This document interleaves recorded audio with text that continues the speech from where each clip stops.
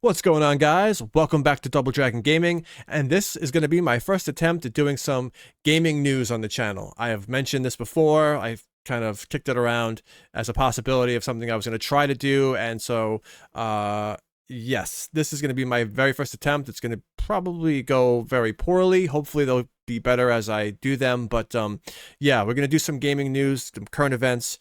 Before I get into it, I just want to try to quickly explain like why and what this is going to be, what you can come to expect. So I've been doing this YouTube gaming stuff for a while now, and I've always known you got to have a niche of some kind, posting somewhat regularly that your viewers, they know what to expect to some degree. And because I'm all over the place, all over the map with the kind of content I like to make, I've never really had that. This year I've decided last day of the month, every month I'm going to post something, and I've been able to hit that mark. I'm on a roll with that, although my last video was kind of a cheat, and it's just whatever. I mean, it was a whatever video. That video was a nothing burger. It was just getting something out for the sake of it. But the idea with this is going to be once a month, in addition to my end of month videos, probably in the middle of the month, I'm hoping to do just gaming news. One video of gaming news, current events, anything that relates to gaming and anime, nerdy kind of stuff, tech stuff, whatever.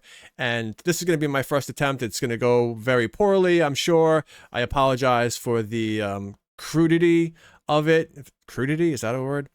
The crudeness of the thumbnail and just the whole overall format. I'm just kind of making this up as I go along, but I'm hoping as I do this more and more, I'll get better at it. So this is going to be my niche, I guess, at least my first attempt at doing some kind of niche where it'll be gaming news once a month. And that is, doing this is a very difficult thing. It's something I've tried to stay away from because there's a whole host of problems that you could have trying to do this. One of the critical ones is time. So I gotta make this video and just pretty much post it.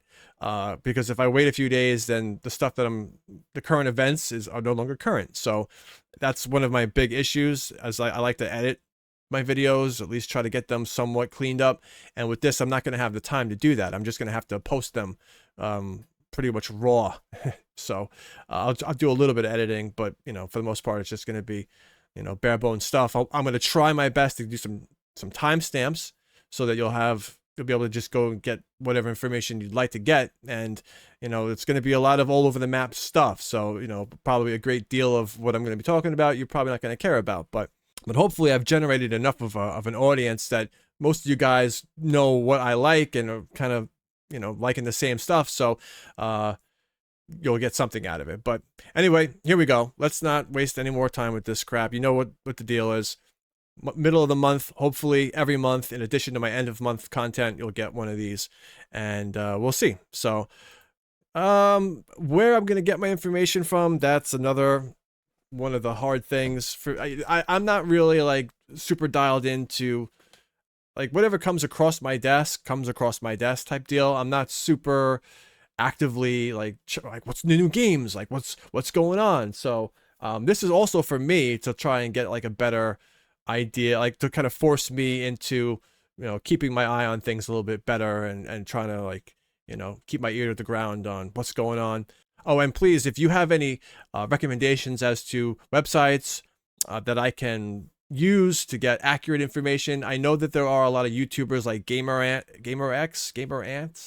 He's one of the go-to guys. I'm not trying to compete with anybody doing gaming news stuff. I'm just doing it for the sake of doing it, and we'll just see how it goes. But I could definitely use some sources and some advice and some help with that if you got anything.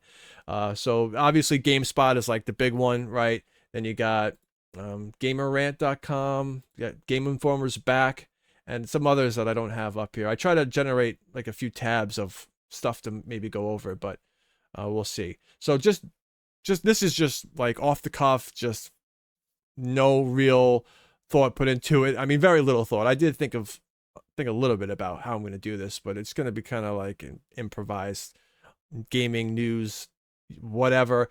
So we're looking at gamespot.com, and we'll just refresh this right now just to make sure, and we'll just see what's going on here.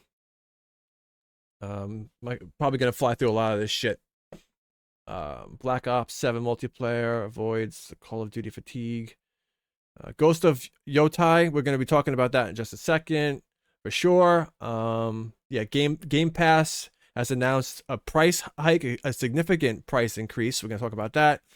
The biggest game releases of October 2025. I'm going to try my best to also look at some other things that may not be super important to me, but I know like people care about, like Super Mario Galaxy and like Pokemon and stuff. That's not really like, I mean, I love Super Mario, but I'm not like clamoring over Super Mario Galaxy, and I'm not a Pokemon guy, but I know it might be a good idea to try and like, you know, check on some of that stuff and just go over some of that stuff. All right, so let's just jump right into the Xbox Game Pass price increase. So Xbox Game Pass Ultimate is getting an overhaul and a 50% price increase. And I remember back when I first subscribed to Game Pass back in like 2021, it was like $14.99 a month. And that was a good price at that time, and it made sense for me to have the service. And it has gradually gone up, but not so much. I think it's $19.99 a month now, or no, it's like $21.99 or $22, something like that. But now they're bumping it up to, I believe it's like $30 a month. Let's take a look here and see what this is all about. All right, Xbox Game Pass Premium, 50% price increase. So it's $19.99 a month going to $29.99 a month. And they've got tiers now. So, okay, Game Pass Essential is $9.99, which is 50 plus games now playable on PC, console, unlimited cloud gaming, in-game benefits. Then you got Premium, $14.99 a month, 200 plus games now playable on PC. New Xbox published games within the year of launch. Unlimited cloud, in-game benefits. And then you've got their Ultimate, which is, I guess, the whole damn library, 400 plus games and 75 plus day one games for a year. And I don't know. So how do they decide what games become available? Like what you get with the $10 one, the $15 and the $29 one. I mean, I guess they're going to be like a list of games if you want premium, the games that you can find in there. Of course, you know for sure, right, that the new releases, most of them are not going to be available on premium. So, yeah. Oh man, like everything just keeps getting more and more expensive, and it's really getting annoying. To a point where it's like, do I need this service anymore now? Probably not. I mean, how many games do I have? Like, let's take a look. So the list of games that I have downloaded.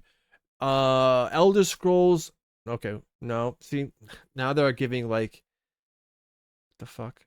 So this is a game I have on Steam, but it's showing here in my library for Xbox Game Pass and Ninja Gaiden Ragebound. I have that on Steam. That's now being visible here in the library. Diablo, same thing.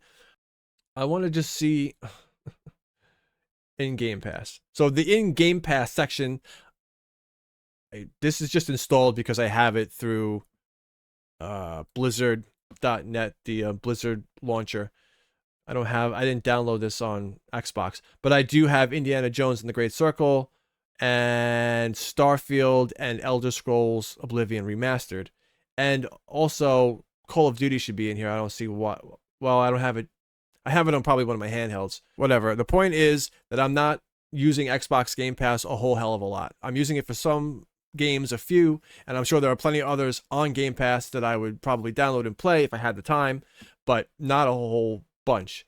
And so at this $30 a month price point, is it worth for me to, I'll just buy these fucking games now. I was excited when I was excited when Microsoft purchased Activision Blizzard and got all the Call of Duty stuff available on Game Pass. That, for me, that was cool, and that was something that made a difference for sure. But yeah, this is getting to be expensive now, and I mean, I guess having tiers is a good thing for them to retain customers and to get customers or whatever. This is a big jump in price to keep what I already have, and I guess they've had tiers for a while. I don't even know. Like that's how much I'm paying attention to this shit. I guess they've had tiers for a while. Okay. All right. So, yeah.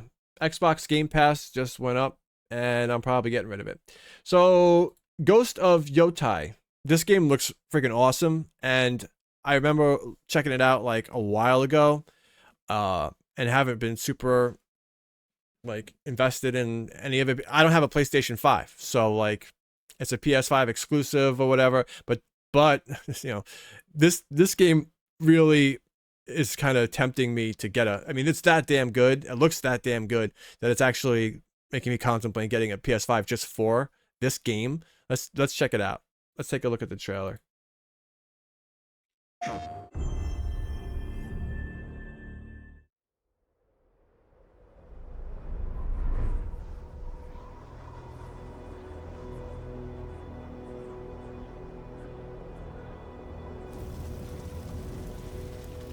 We are beyond the edge of Japan.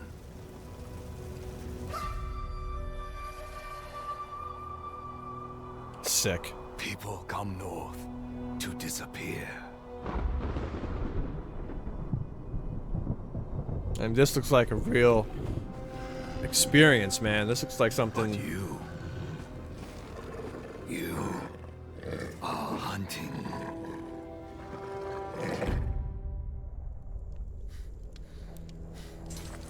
And now, every Ronin here is after you.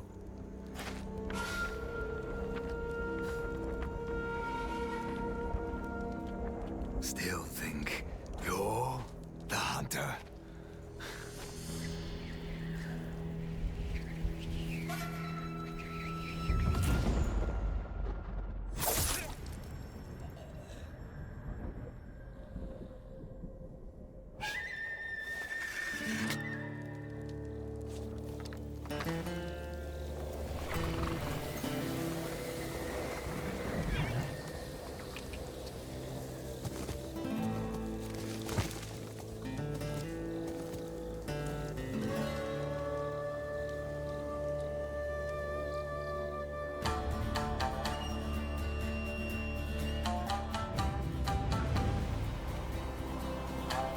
Look at this shit, man.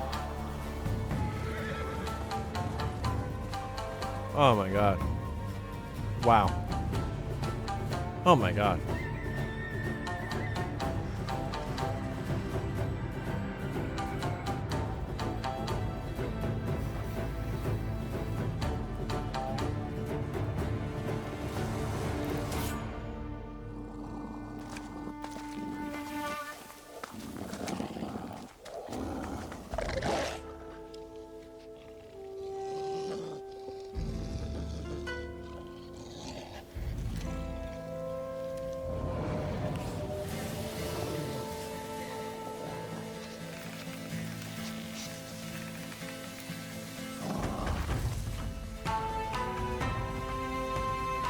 This is my first time watching this trailer, by the way.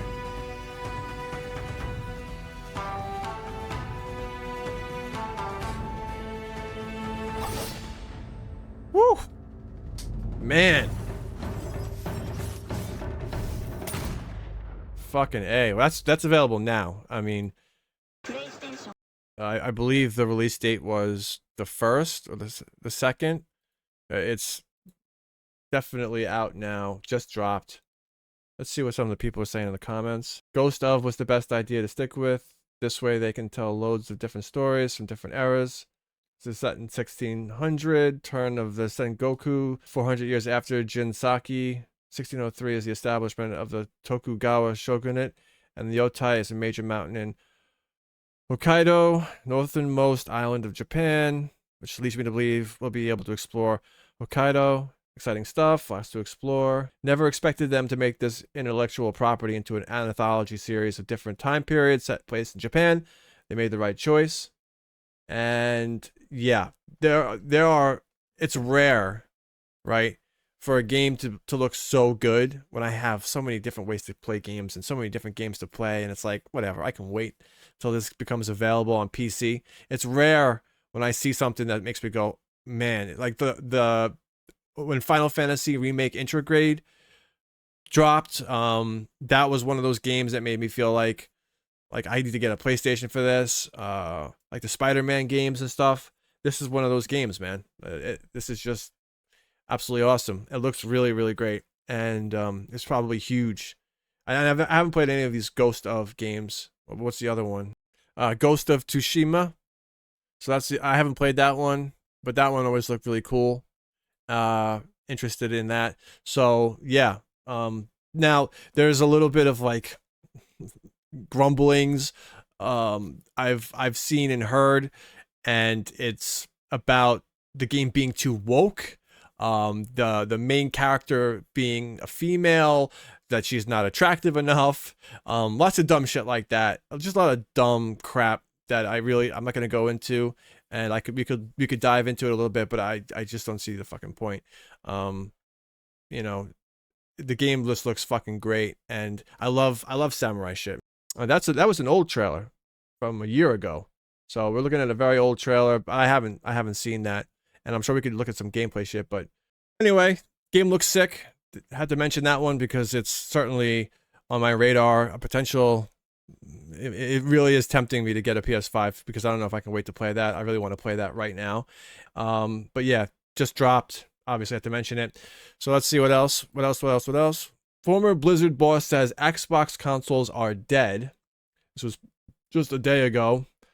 Ex-Blizzard boss and former Microsoft executive Mike Ybarra recently incited some controversy by declaring Xbox consoles dead while praising a recent achievement of the PS5. With 2 price hikes and sales continuing to plummet in 2025, Xbox console business is the weakest it's been in years. Microsoft's current gen consoles, the Series X and S, were well positioned for success back in 2020, thanks to Xbox's then growing cote of first-party studios, competitive pricing, and of course, the excellent value proposition of Gamepass, which just jumped in price by $10 a month for me. However, the PS5 managed to largely retain the positive momentum of the PS4, and as such, remains the highest-selling current-gen system at over 80.3 million units sold. Meanwhile, demand for the Xbox consoles is so low that Microsoft has been reporting declining sales for X and S quarter over quarter for well over a year now. Microsoft has even been porting Xbox games to PS5, which can be construed as indirectly waving the white flag in the console war. So, just figured I'd mention that I saw this article about the console possibly being dead. Yes, a next generation Xbox console is planned, with a 2027 launch date being the most widely reported target. We also have the Xbox ROG Ally that just dropped, or did it just drop? I don't freaking know. I can't keep track of all this shit. Xbox ROG Ally is supposed to launch on October 16th.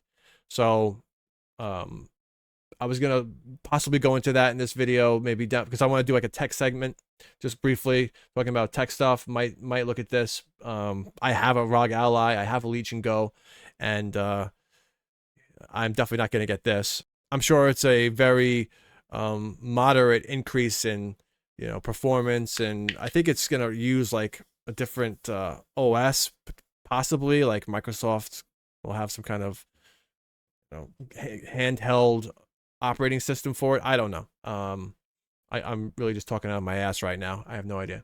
But yeah, Xbox ROG Ally is coming out October 16th, and there's supposed to be another console coming, so it can't be that dead to the point where they don't think it's a good idea to do another one. We got some Steam games on sale for the autumn sale, and let's take a look at that. Autumn sale going on through October 6th, and this will hopefully, I'll post this hopefully today, October 2nd, or tomorrow, October 3rd. Not that this is really gonna matter. I'm sure like 5 people are gonna watch this anyway, but we got Hogwarts Legacy for $11.99, Oblivion Remastered for $39.99, 20%, and Titan Quest 2, don't give a shit. Ghost of Tsushima, that I might get, 33% off. Spider-Man 2, Monster Hunter Wilds, GTA 5, for fuck's sake, Helldivers, God of War. Haven't played a God of War game in ages.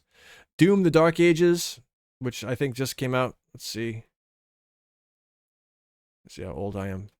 Accessible through the main. This was dropped on. Oh, this has been out May 14th. See, I need to do this because I have no idea what the fuck is going on. I thought this was recent, but it came out in May. But very positive reviews for Doom. Blah blah blah blah blah. Da. These are the games on sale. Dark Souls 3, still very expensive, with a 50% discount, bringing it down to $29.99. Helldivers 2, never tried that. So many games, man. Baldur's Gate, the digital deluxe upgrade. Right.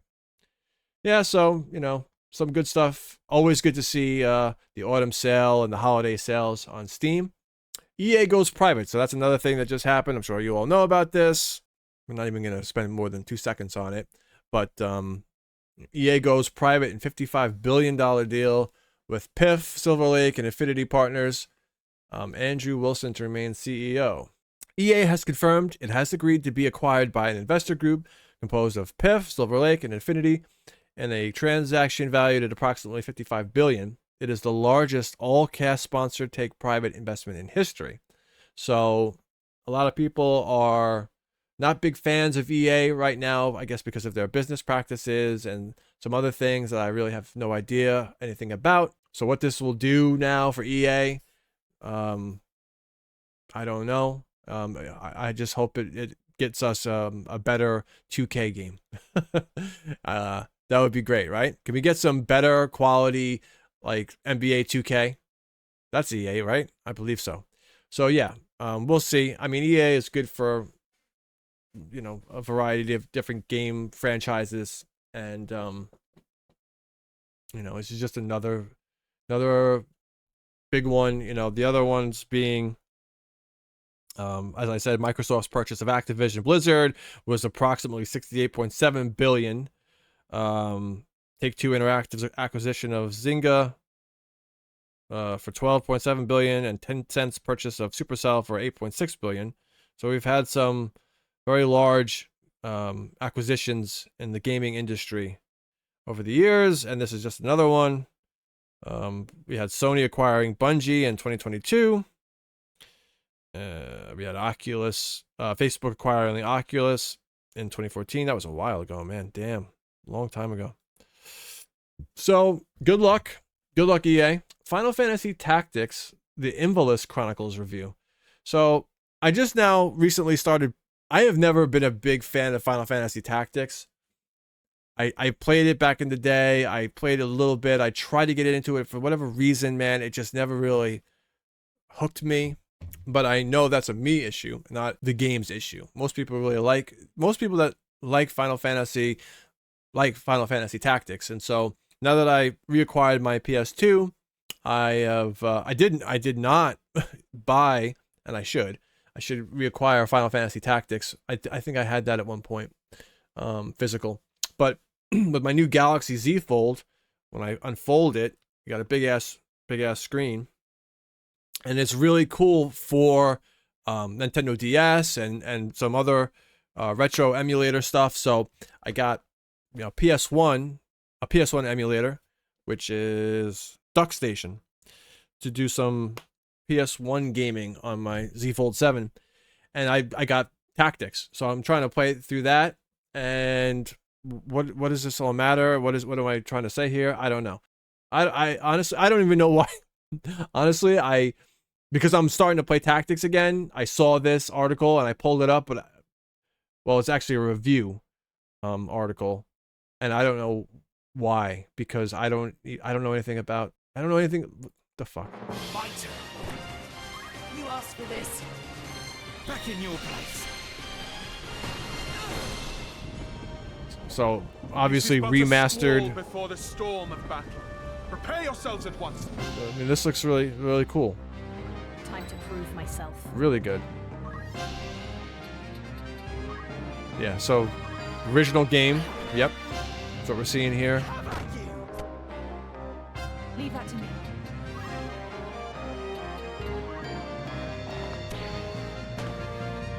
An ambush. This day grows lovelier by the hour. Nothing can stop me. Let's finish him.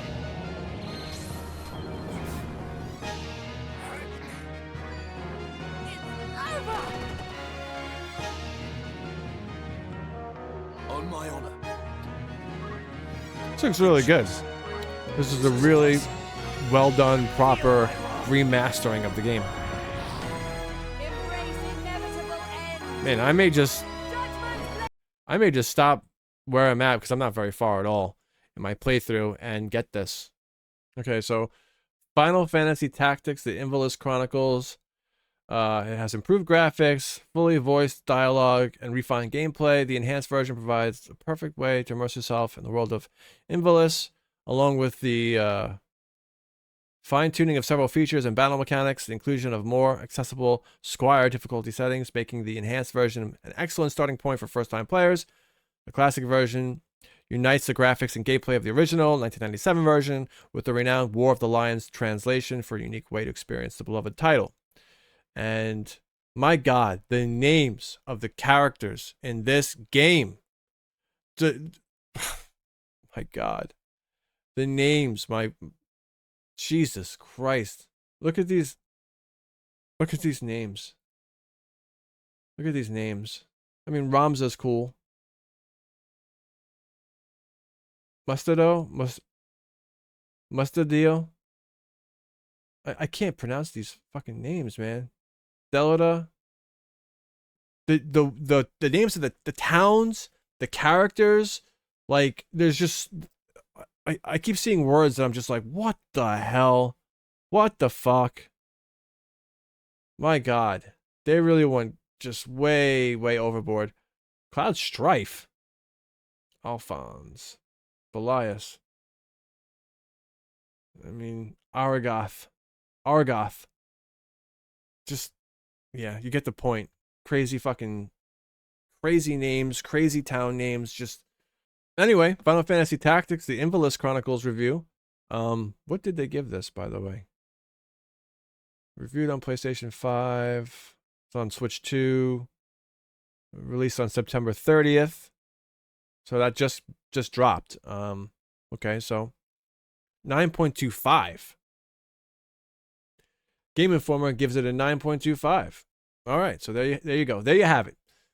I have no idea what I'm doing here. We're going to jump into the tech toys, tech review kind of stuff. We just had to look at a couple of things real quick. All right, so the Abernic RGDS is almost ready for prime time. So look at this thing. Looks like a Nintendo DS. Looks pretty cool. In recent months, we've seen both Aya Neo and introduce dual screen handhelds. Now it seems that Abernic is going to get in on the fun with the Abernic RGDS. There have been rumblings about Abernic working on a dual screen device that will go all the way back to October 2024. That's going all the way back to 2024. Seeing as there's a resemblance in dual screen handhelds, what is this going to do for us?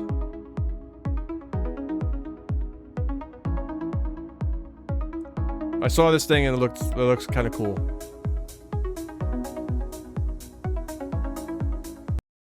Okay, thank you. Right, this is what you came here for, guys. Gaming news, new current events. What's going on in the world of new tech? So we got this DS looking thing, pretty cool. What the hell do you do with it? I don't know. I guess it's primarily for Nintendo DS emulation. There you go. Will this play all Nintendo DS games? It will play all the games ever created. It'll only be good if it can run RetroArch at a decent frame rate. This RGDS might have the same rock chip RK3566 and 4-inch touchscreen that Abernic had on the RG ARC-D. There are so many, man, there are so many freaking consoles, like handheld devices that you have obviously the Switch. You have the PSV, the PSP, you got the ROG Ally and the Lenovo Legion Go, and there's so many of them, but there are so many of these like obscure, not very well known, like never heard of before. Like you can go on fucking eBay or Amazon or whatever, Google, and just type in handheld and get all kinds of crazy shit that you've never seen before. This one looks interesting. How much it's going to be, I have no idea. When it's going to come, I don't know. Moving on to the next one. OneXPlayer, OneXFly Apex Gaming Handheld with AMD Ryzen iMax Plus 395 Strix Halo APU announced. This thing looks cool. An 8-inch 120Hz screen and mini SSD with a detachable battery. The Apex Gaming Handheld has not been fully revealed yet. For now, there's only a teaser from the company's social media confirming basic specs. An 8-inch 120Hz panel, 8-inch, that's pretty big, and 120-watt TDP settings. The external battery will no longer be exclusive to that's another one, the GPD Win 5. That's what I'm talking about. You got all kinds of like odd, obscure devices for $1,000. $1,000. Jesus Christ. I mean, that does look pretty cool. But my God. Here we go. Look at these. Look at the Ryzen iMax Plus 395. Okay, so take a look at that if you want. Interesting, right? Very interesting. Will I buy it? Absolutely not. Do any of you care? Probably not. But it's just another thing that's coming out that you can waste your money on. All right, so if I do indeed make these videos monthly, I will try very hard to release one right when the ROG Ally, Xbox ROG Ally drops. So that's the 18th, right? Isn't that what they said? But that's a Saturday. The 16th. The ROG Ally X, Xbox ROG Ally, coming out on the 16th. And I'm going to try my best to do a video in and around the week of, let's say, the 19th, right? October 19th. So, midweek, I don't know. We'll see. This is probably a one-off, but maybe like around the 15th. So not next week, but the week after. Or maybe I'll wait until the Xbox ROG Ally drops. Who knows, but we'll talk about it closer to that date. So, I'm a big Diablo player, and a couple of my friends are Diablo players. My girlfriend, we love to play. So we're gonna just touch on Diablo 4 now. So this Diablo 4 Season 10, I have not really played much at all, but apparently the Season 10 Infernal Warp Farm is virtually unbeatable. I don't know what that is. I've played about 30 minutes in Season 10, which just dropped Tuesday. Was it last week? Shit. Diablo 4 Season 10 started on Tuesday, September 23rd. God damn, time just blasts by, bro. It just flies. My God. It was last Tuesday. I've played about an hour. Less than an hour. So I have no idea. But I have been playing Diablo 4. Out of all the games that I routinely play, like Diablo 4, I've put in probably 1,000+ hours across all the seasons. So let's just say I'm an active player. I'm invested in it. Why? I don't know. It's the same damn thing every season with little changes here and there. But I'm gonna look at this. So Diablo 4 Season 10 Infernal Warp is virtually unbeatable. Diablo 4 Season 10 invites players to utilize a host of new powers in the form of Chaos perks and Chaos uniques to drastically alter how the game is played. Every season, there's a new gimmick, and that's what Season 10 is all about, these Chaos perks. In order to get the most out of Chaos perks, Diablo 4 players will need to spend Infernal Warp to level them up. However, farming this seasonal currency effectively is easier said than done, but there is still one optimal route for obtaining the most Infernal Warp possible in the shortest amount of time. To stay competitive in Diablo 4's endgame meta, fully upgrading a build's Chaos perks is essential. Some Chaos perks come with game-changing abilities, such as the Sorcerer's Mana Shield, which makes the user nearly invincible, or the Necromancer's Alter the Balance, which can create a chaotic spam of powerful attacks.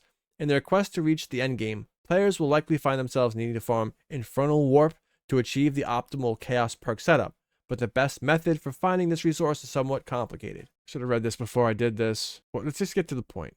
The ideal Infernal Warp farming route is in Nightmare Dungeons. Okay. With Helltides off the table for Chaos Rift farming due to the completion from other players, the best way to farm Infernal Warp in Diablo 4 Season 10 is from Nightmare Dungeons.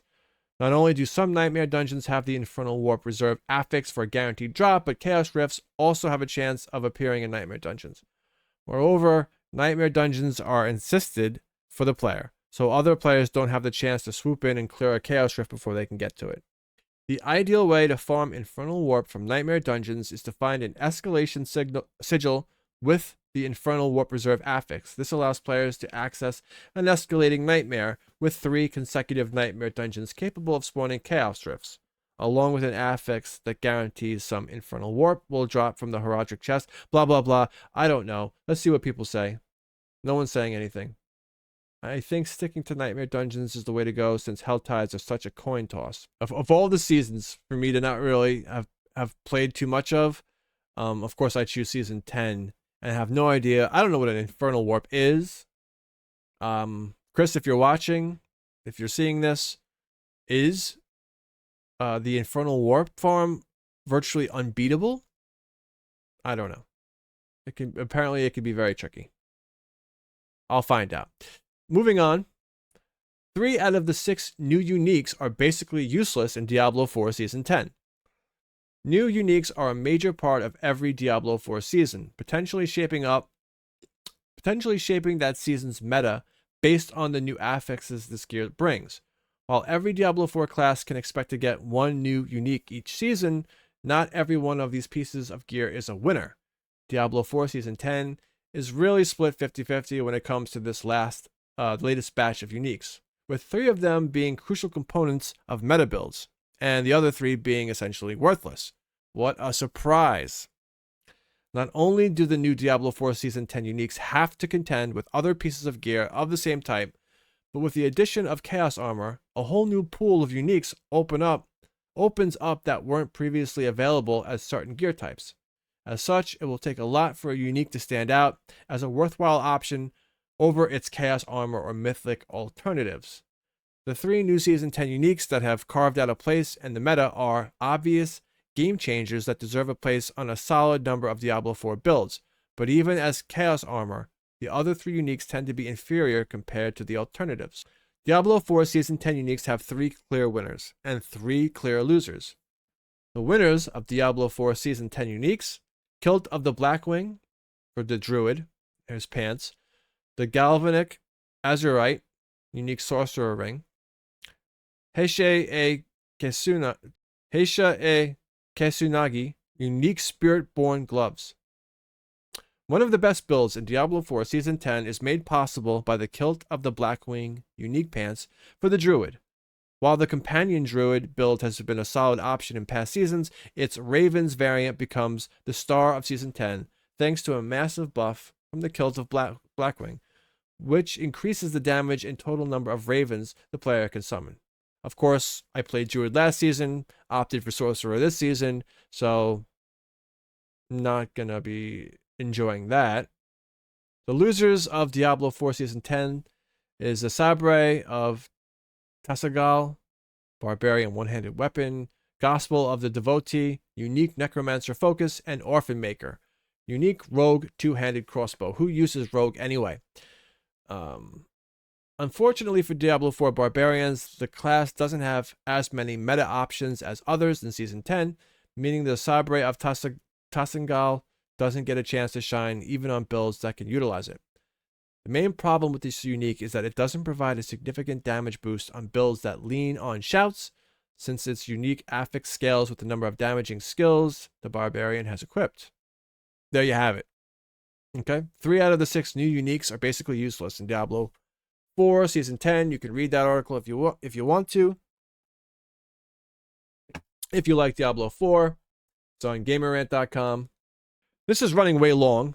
I was going to attempt to watch this video for Diablo 4 Season 10 for the best mythic in all classes. There's a tier list this guy's did, Sladra, and he's pretty into Diablo 4. Yeah, Diablo 4 Season 10 best mythic for all classes. He made a tier list. 10, what's the best mythic in the game? What should be your first mythic that you craft? Well, I went ahead and went to the pit leaderboards, grabbed all of the top tier builds in the game, and kind of made a video guide ready for you so you guys will understand which one should you craft first. And it really depends on the class that you're playing, as well as giving you guys an updated mythic tier list, because I like to do this for fun, because sometimes players want to know which ones are like the good ones and which ones should I kind of stay away from or just salvage to get a spark to go ahead and progress my character to get more power.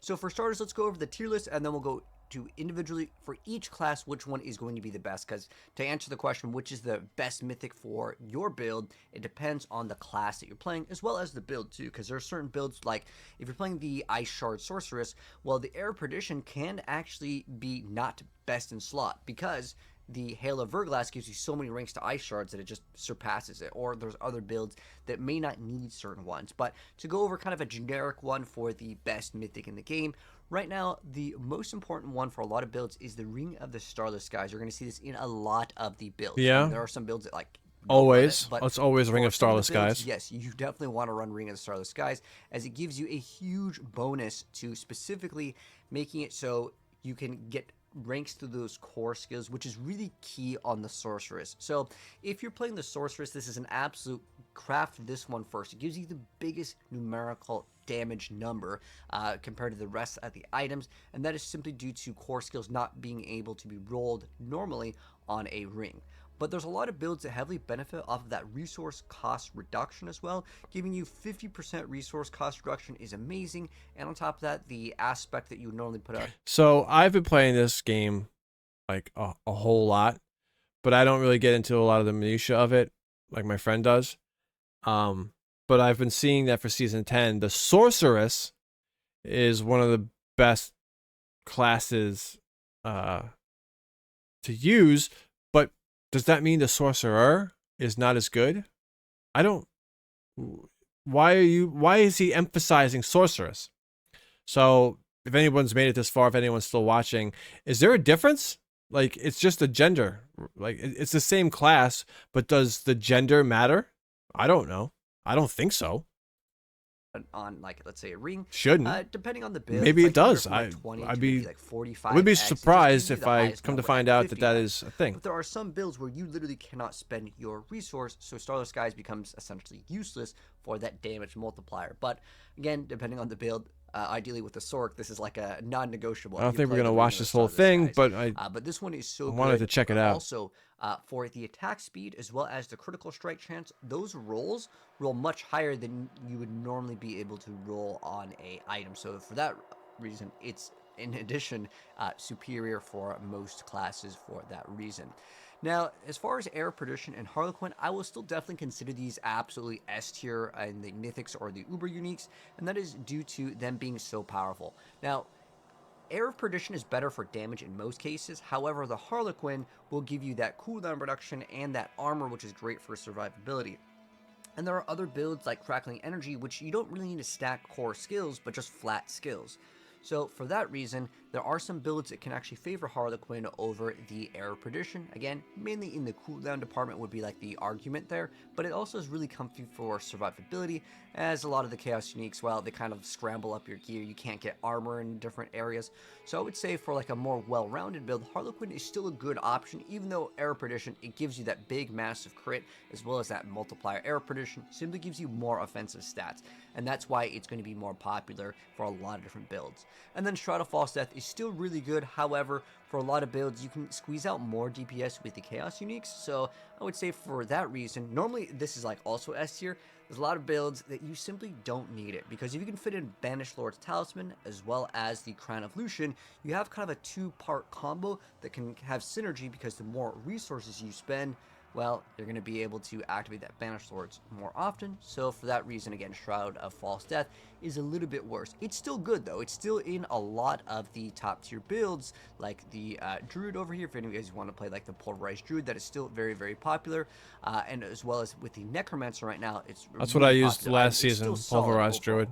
Now, next up, we have the Grandfather. So with the Lunging Strike Barbarian, this item is quite good. We're going worldwide over here, so we have all the different build websites. This is obviously Grandfather here, but basically it's just really utilized for just a massive amount of crit that you can get with it, which is quite nice. And remember, the Chaos Nukes can't roll in the weapon category anyways, but this one is only available for the Barbarian. Technically, the Necromancer can wield this, but let's be real, it's not really going to see too much play in any department other than the Barbarian. So for that reason, that's why this is over here. It's just kind of used for Barb only. Now, the rest of the items I won't talk about too much because I want this video to kind of go over the best mythics for each class. We'll go over that in a moment here, but just to visually see kind of where these all fall in line. Now, the chest piece, the Tyrael's Might, is actually incredibly good for survivability, as well as with the Doombringer. Unfortunately, Doombringer used to be a little bit stronger because when you would stack more HP, your overpowers would hit for more damage. They have since nerfed over. Man, there's no way we can watch this whole thing. I didn't think it was going to be quite this long. But why do I play Diablo 4? Like, I know a lot of my friends are like, Diablo sucks, you know? Diablo 4 is just a cozy game for me. And it's a really great game for me and my girl to play together. We have a really good time just, you know, playing together and trying to get as powerful, as strong as we can. And fortunately, I have my very good friend. He lives and breathes this game. So he makes it very easy for me when I don't really play quite as much or nearly at all.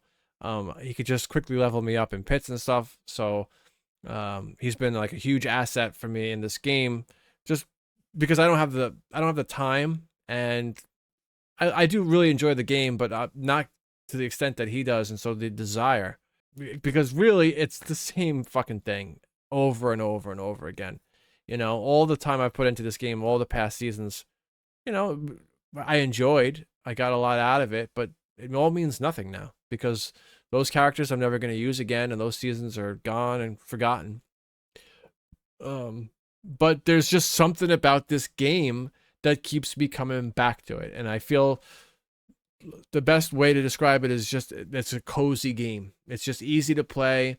I'm familiar enough with it now that it's just like I can just fire it up and go. I know for the most part what I'm doing, and you know, there's just subtle changes and, you know, more significant changes from season to season. But you know, Diablo 4 surprisingly is the game I play the most.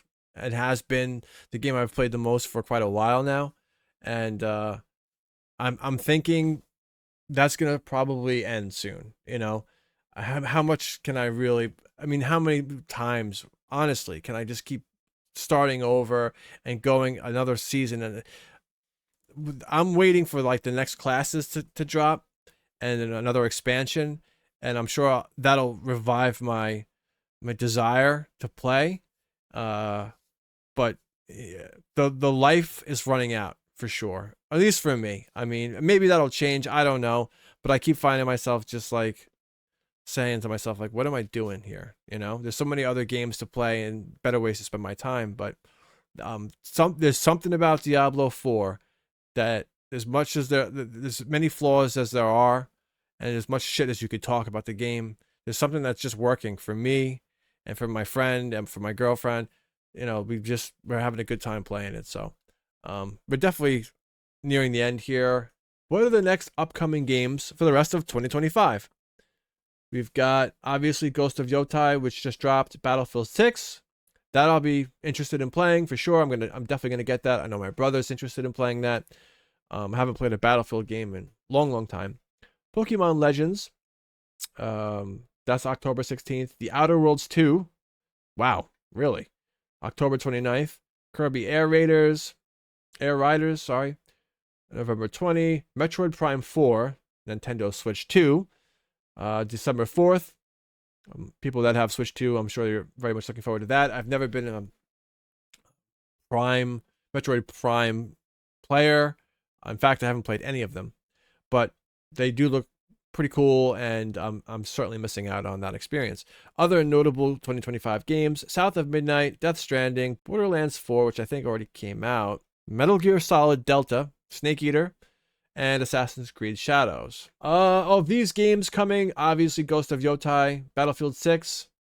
Outer Worlds I never played, but I know it's a cool game. That's, excuse me, interesting. And obviously Metroid Prime 4. If you got a Switch 2, which I do not, that's going to be a big one. And Metal Gear Solid Delta. When is that coming out? That already came out. August 26th, 2025. With the fact that I got the PS2 now, I've played Metal Gear games before, but I was never like, I'm not a fanatic for Metal Gear, but I do want to get my hands on Metal Gear Solid 3, because I heard that's one of the best games on the PS2, which maybe I did play, I don't remember. But I do know people are very excited for Metal Gear Solid Delta. I have no idea. I have not checked that one out.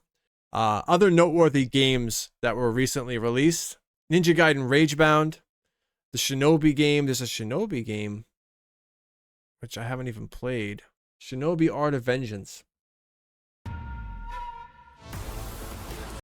So this is another one, which is really cool that Ninja Gaiden and Shinobi kind of dropped right around the same time. And this is one that's on my radar for sure to play. Definitely interested in that. Just want to quickly mention these noteworthy releases. Ninja Gaiden Ragebound, Shinobi, Hollow Knight Silksong. We got Metal Gear Solid Delta Snake Eater, and Hades 2, which just came out of early access. Those are games that are like some of the best releases of 2025. I've played, I have Ninja Gaiden Ragebound. I have Hollow Knight Silksong, though I haven't played it yet, and I have been playing Hades 2 when it was in early access. Hades 2 is a lot of fun, and it's worth your time for sure. I've totally run out of gas here. Like, I hit a wall. So, this was my first attempt at doing gaming news. I'm going to hopefully improve this process, and maybe hopefully my future videos will be better than this. But just wanted to try it, and I am ready for bed. I hope you guys got something out of this. I hope I can get this I may not even post this. I don't know, because I got to get this out like right away, and this is going to require some editing because I really fucked this shit up. So tired. Anyway, guys, that's going to do it for this one. We'll be back soon with more videos, more games to play on Double Dragon Gaming. Peace out.